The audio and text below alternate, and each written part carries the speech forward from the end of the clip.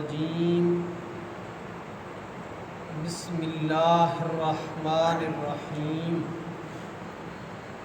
یا ایہا الذین آمنوا اذا قیل لکم تفسحوا فی المجالس فافسحوا یفسح اللہ لکم وَإِذَا قِيلَ انشُزُوا فَانشُزُوا يَرْفَعِ اللَّهُ الَّذِينَ آمَنُوا مِنكُمْ وَالَّذِينَ أُوتُوا الْعِلْمَ دَرَجَاتٍ وَاللَّهُ بِمَا تَعْمَلُونَ خَبِيرٌ يَا أَيُّهَا الَّذِينَ آمَنُوا إِذَا نَاجَيْتُمُ الرَّسُولَ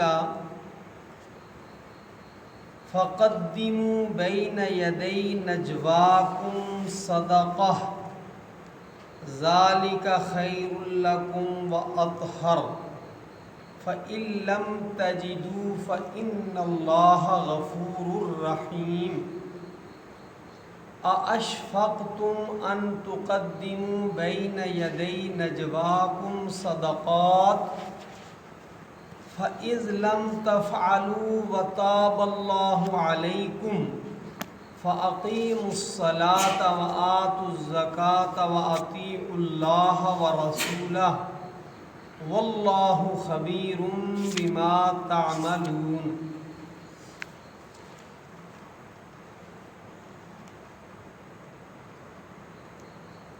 اللہ رب العالمین دنیا کے اندر ایک باسلیقہ، مہذب اور شائستہ سماج کی تشکیل کے لیے ان آیات مقدسہ کا نزول فرما رہے ہیں۔ یا ایہا الذین، اے لوگو، آمنو جو ایمان لا چکے ہو، اذا جب، قیل کہا جائے، لکم تمہیں، تفسحوا کشادگی پیدا کرو تم، فی المجالس مجلسوں میں، فافسحوا تو کشادگی پیدا کیا کرو مجلسوں میں، یفسح اللہ کشادگی کر دے گا اللہ تعالی، لکم تمہارے لیے۔ وَإِذَا قِيلَ اور جب کہا جائے، انشزوا اٹھ کھڑے ہو جاؤ، فانشزوا اٹھ کھڑے ہو جایا کرو، یرفع اللہ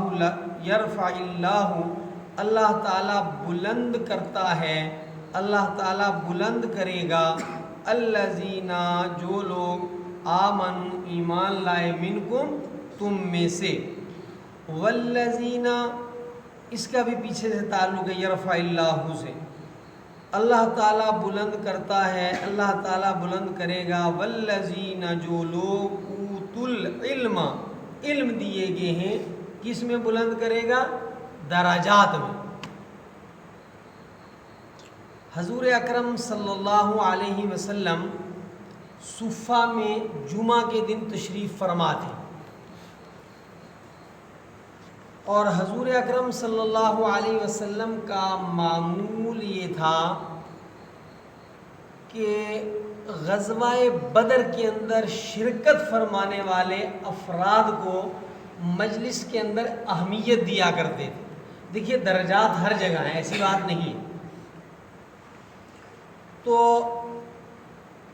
ایک جمعہ کے موقع پر کافی بھیڑ ہو گئی۔ ثابت بن قیس رضی اللہ تعالیٰ عنہ یہ ان صحابہ میں سے ہیں کہ جو غزوہ بدر کے اندر شریک ہوئے، اسلام کے لیے ایک بڑے معرکہ کے اندر انہوں نے حصہ لیا تھا۔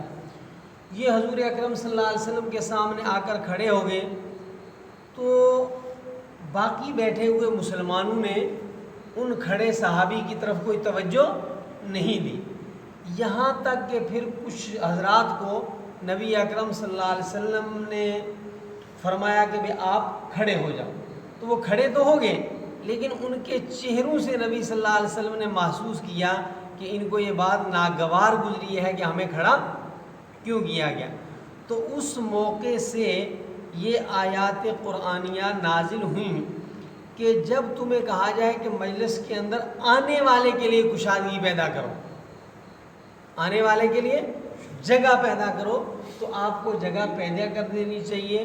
اور جب تم میں سے کسی کو اٹھایا جائے تو اس کو اٹھنا چاہیے، اور خود جب رسول اکرم صلی اللہ علیہ وسلم کو کسی کو اٹھائیں تو پھر گنجائش ہی نہیں رہتی۔ اب یہ جو صحابہ اٹھائے گئے تھے ان کو گراں کیا بات گزری؟ ان کو گراں یہ گزرا، بوجھ ان کو یہ ہوا کہ ہم رسول اکرم صلی اللہ علیہ وسلم کے قریب بیٹھے ہوئے تھے تو ہمیں وہاں سے دور ہونا پڑا۔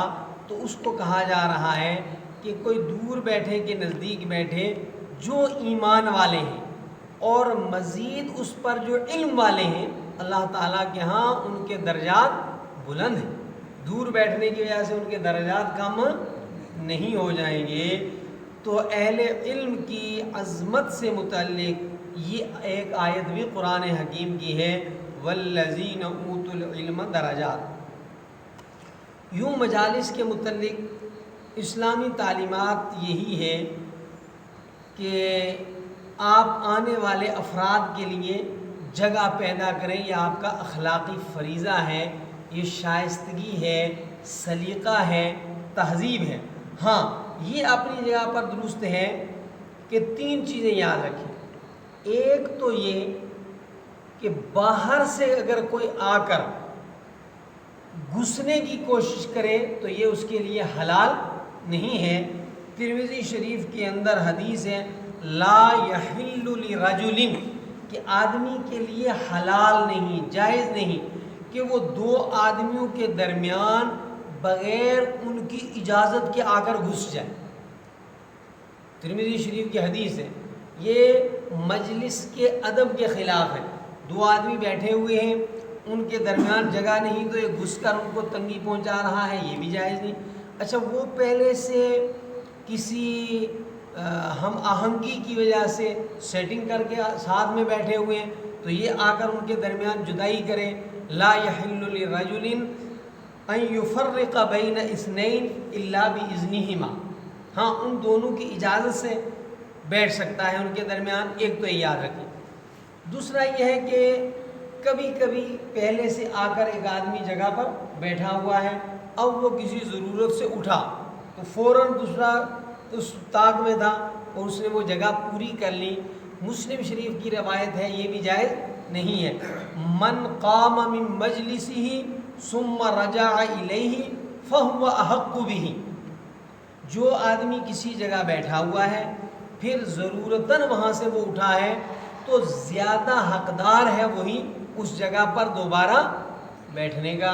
طلباء عزیز اس کا خاص طور پر خیال کریں، یہاں درمیان میں آ کر صفوں کے اندر گھستے بھی رہتے ہیں، 2 آدمی پہلے سے بیٹھتے ہیں پھر ان کے درمیان آ کر جو ہے دسنے اور گھسنے کی کوشش کرتے ہیں، دیکھیے یہ ناجائز ہے۔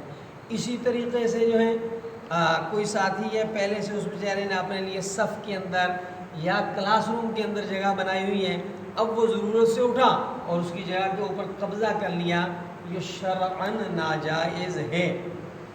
اور تیسری بات یہ ہے کہ باہر سے کوئی آئے تو اسے یہ قطعاً جائز نہیں ہے کہ وہ دوسرے کو اٹھا کر اس جگہ پر بیٹھے۔ لا یقیم الرجل الرجل من مجلسہ فیجلس فیہ، یہ ایک آدمی پہلے سے بیٹھا ہوا ہے، دوسرا آتا ہے اس کو اٹھا کر اس کی جگہ پر بیٹھتا ہے، یہ بخاری شریف کی روایت ہے۔ حضرت عبداللہ ابن عمر اور حضرت ابو ہریرہ رضی اللہ تعالیٰ عنہما سے روایت ہے، نبی صلی اللہ علیہ وسلم نے فرمایا کوئی آدمی کسی دوسرے آدمی کو اٹھا کر وہاں بیٹھنے کی کوشش نہ کرے، ہاں جو پہلے سے وہاں بیٹھے ہوئے ہیں وہ محسوس کرے کہ یہ باہر سے آنے والے کو جگہ نہیں تو ان کا فرض بنتا ہے کہ وہ جگہ بنانے کی اس کے لیے کوشش کریں، یا یہ محسوس کریں کہ بھئی یہ آدمی بعد میں پہنچا ہے مگر اپنے علم کے اعتبار سے، منصب کے اعتبار میں، سماج میں عمر کے اعتبار سے حق ہے کہ میں اس کو تھوڑا آگے جگہ دے دوں، تو تو یہ تو ان کا فرض ہے جو پہلے سے بیٹھے ہوئے، لیکن بعد میں آنے والا اس میں گھسنے کی کوشش نہ کریں۔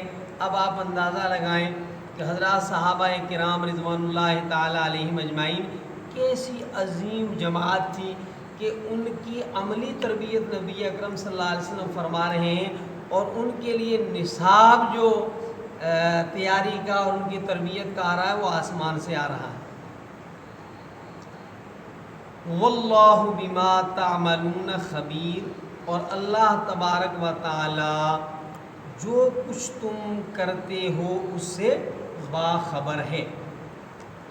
اس آیت کی شاید دوبارہ تشریح کی ضرورت ترجمے کی نہیں ہوگی۔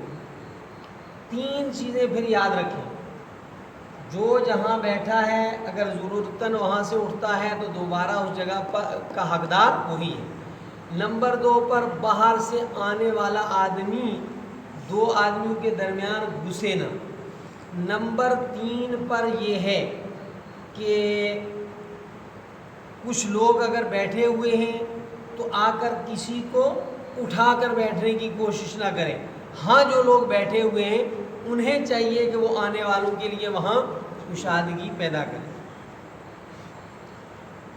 یا ایھا الذین آمنوا، اے لوگو جو ایمان لا چکے ہو، اذا ناجیتم الرسول، جب سرگوشی کرو تم رسول اکرم صلی اللہ علیہ وسلم سے، فقدموا، تو پیش کرو تم، بین یدی نجواکم، اپنی سرگوشی کرنے سے پہلے، صدقۃ، صدقہ۔ ذالک، یہ نبی صلی اللہ علیہ وسلم کے ساتھ خفیہ بات کرنے سے پہلے یہ عمل کرنا، خیر، بہتر ہے، لکم، تمہارے لیے، واطہر، اور زیادہ پاکیزہ عمل ہے۔ فَإِن، پھر اگر، لم، نہ، تجدو، پاؤ تم صدقہ کرنا، اگر یعنی صدقہ تم نہ کر سکو، فَإِنَّ اللَّهَ، پس بے شک اللہ تعالی، غفور، بخشش کرنے والا ہے، رحیم، رحم فرمانے والا ہے۔ اَأَشْفَقْتُمْ، کیا ڈر گئے ہو تم، ان، یہ کہ، تقدموا، پیش کرو تم، بین یدی نجواکم، تمہارا سرگوشی کرنے سے پہلے صدقات، کیا تم اس سے ڈر گئے ہو؟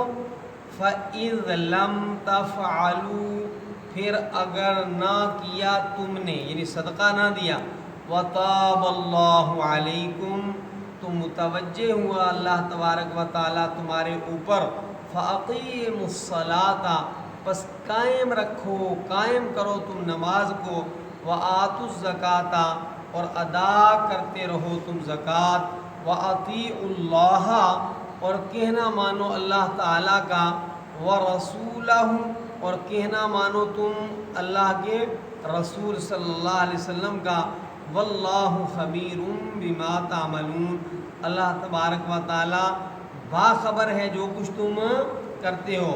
پیچھے تھا بما تعملون خبیر، یہاں خبیر بما تعملون۔ معاملہ یہ تھا کہ منافقین بلا وجہ رسول اکرم صلی اللہ علیہ وسلم کے ساتھ سرگوشیاں آ کر کرتے تھے۔ ایک تو مخلص صحابہ کو یہ دکھانے کے لیے کہ ہم نبی صلی اللہ علیہ وسلم کے بہت قریب ہیں، اور دوسرے بلا وجہ نبی اکرم صلی اللہ علیہ وسلم کے وقت کو ضائع کرنے کے لیے، مجھے آپ سے کچھ بات کرنی ہے تنہائی میں، اور پھر لمبی لمبی باتیں کرتے تھے۔ اچھا، اس سے ایک کلچر وہاں پیدا ہو رہا تھا، ایک روش بنتی جا رہی تھی کہ بلا وجہ بھی کوئی بات سرگوشی کی نہیں تھی، تب بھی ہر ایک کہتا تھا نہیں جی کچھ بات کرنی ہے۔ تو نبی اکرم صلی اللہ علیہ وسلم مربت کی وجہ سے، شفقت کی وجہ سے، اور تھوڑا مزاجن پاس و لحاظ کی وجہ سے کسی کو منع نہیں کرتے تھے۔ اس کے اوپر قرآن پاک کی یہ آیت مبارکہ نازل ہوئی کہ جو تم میں سے نبی صلی اللہ علیہ وسلم کے ساتھ سرگوشی کرنا چاہیں، یعنی تنہائی میں گفتگو کرنا چاہیں، انہیں چاہیے کہ پہلے وہ صدقہ کریں۔ مقصد یہ تھا کہ ایک تو اس صدقے کے ذریعے سے غریبوں کا فائدہ ہوگا، دوسرے لوگ جو خواہ نہ ضرورت ہو تب بھی جو ہے وہ گفتگو شروع کر لیں۔ اچھا، یہ بڑا عجیب مسئلہ ہے، بعض لوگ بلا وجہ ان کے پاس وقت جو ہے فارغ ہوتا ہے، اب وہ بیٹھے ہوئے تمہارے پاس وقت فارغ ہے، ممکن ہے جس کا وقت تم لے رہے ہو، جس کے آفس میں تم بیٹھ گئے ہو، جس کے گھر میں جو ہے دھرنا لگا کر تم بیٹھ گئے ہو، وہ بیچارہ مصروف ہو، اس کا لحاظ کرنا چاہیے۔ تو اب وہ بیٹھ جاتے، تو اس پر فرمایا کہ جو نبی صلی اللہ علیہ وسلم سے سرگوشی کرنا چاہے وہ پہلے صدقہ کرے۔ چنانچہ یہ آیت مبارکہ نازل ہوئی تو رسول اکرم صلی اللہ علیہ وسلم نے حضرت علی رضی اللہ تعالیٰ عنہ سے مشورہ کیا کہ یہ کہا گیا ہے نا کہ صدقہ کرو، لیکن مقدار تو نہیں بتائی کتنا صدقہ کیا جائے۔ تو نبی اکرم صلی اللہ علیہ وسلم نے فرمایا کہ 1 دینار۔ تو حضرت علی رضی اللہ تعالیٰ عنہ نے فرمایا یا رسول اللہ صلی اللہ علیہ وسلم یہ زیادہ ہے۔ تو پھر نبی صلی اللہ علیہ وسلم نے فرمایا کہ آدھا دینار۔ تو حضرت علی رضی اللہ تعالیٰ عنہ نے فرمایا یہ بھی زیادہ ہے۔ وہ کوئی پیسے کی فراوانی کا زمانہ نہیں تھا۔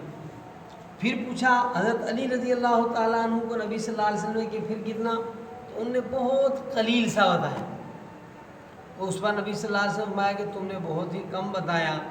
بہرحال جو منافقین تھے وہ تو اس کے بعد ذرا اس عمل سے باز آگے کہ خواہ نبی صلی اللہ علیہ وسلم کا وقت برباد کریں اور ایک سازش کے تحت گفتگو کر کے لوگوں کے اندر غلط تاثر دیں۔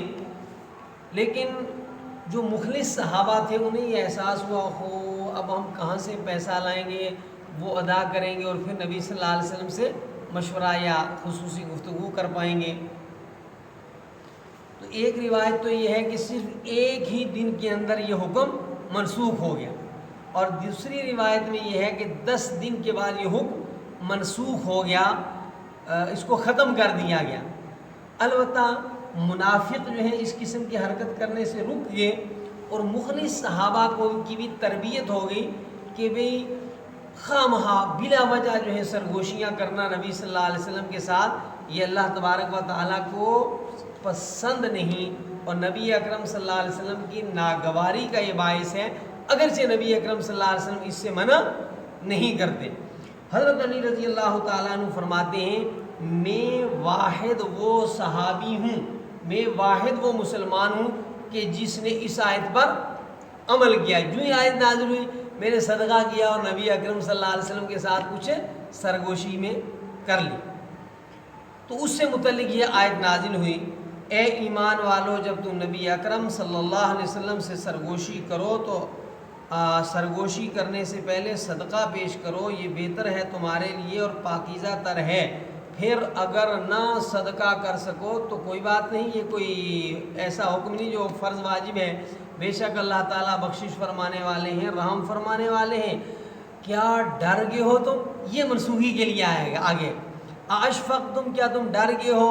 ان تقدموا، یہ کہ پیش کرو تم اپنی سرگوشی سے پہلے صدقات، پھر اگر نہ کر سکو تم وتاب اللہ علیکم، تو اللہ تبارک و تعالیٰ تمہارے اوپر کی طرف متوجہ ہوا اور فرمایا کہ یہ صدقہ منسوخ ہو گیا، لیکن نماز ہمیشہ پڑھنی پڑے گی، زکوٰۃ ہمیشہ دینی پڑے گی۔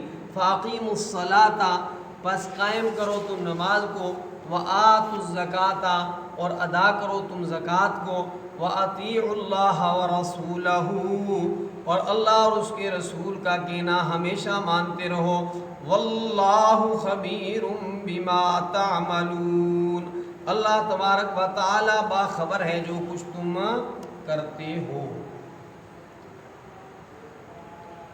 میں وظائف ضرور کر لیا کریں، اس میں سستی نہ کریں، چند منٹ کا معاملہ ہوتا ہے۔